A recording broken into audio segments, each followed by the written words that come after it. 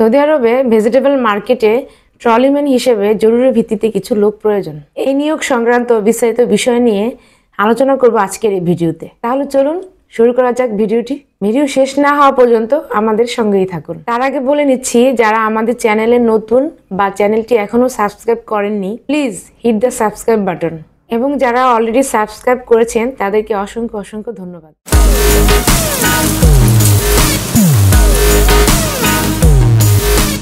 Welcome back. আপনাদের সাথে আছি আমি আমিনা বেগম।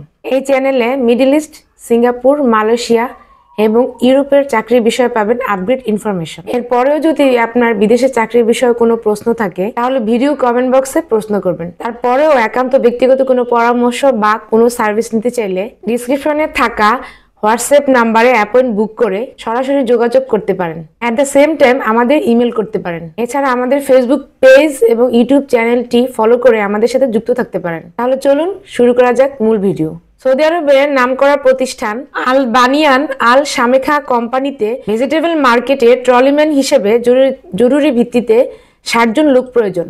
এখানে আপনি প্রতি মাসে 800 সৌদি রিয়াল বেতন পাবেন। পাশাপাশি আছে ওভারটাইম করার সুযোগ। এছাড়া কোম্পানি আপনাকে বাসস্থান এবং ইকামা করে দিবে। খাবার খরচ আপনার নিজের, তবে বয়স সর্বনিম্ন 21 বছর এবং সর্বোচ্চ 35 বছর হতে হবে। প্রতিষ্ঠান সরাসরি ইন্টারভিউর মাধ্যমে লোক নিয়োগ দিবে। সুতরাং যারা সৌদি আরবে যেতে আগ্রহী তারা অতি দ্রুত ওভারসিজ ভিসা এক্সপার্টের সাথে যোগাযোগ করুন এবং তাদের মাধ্যমে ফাইলটি প্রসেস করে সৌদি আরব গমন করুন এবং একটি বৈদেশিক কর্মসংস্থানের সুযোগ তৈরি করুন। আশা করি এই ভিডিও থেকে সৌদি আরবের ভেজিটেবল মার্কেটে ট্রলিম্যান হিসেবে কিভাবে চাকরির সুযোগ পাবেন তার একটি ক্লিয়ার ধারণা পেয়েছেন। তারপরেও যদি আপনাদের কোনো প্রশ্ন থাকে এই বিষয়ে তাহলে আমাদেরকে কমেন্টস করে জানাবেন। আর ভিডিওটি ভালো লাগলে এবং তথ্যবহুল মনে হলে ভিডিওটিতে একটি লাইক দিবেন এবং আপনার বন্ধুদের মাঝে শেয়ার করে দিবেন যাদের ইনফরমেশনগুলো অত্যন্ত প্রয়োজন।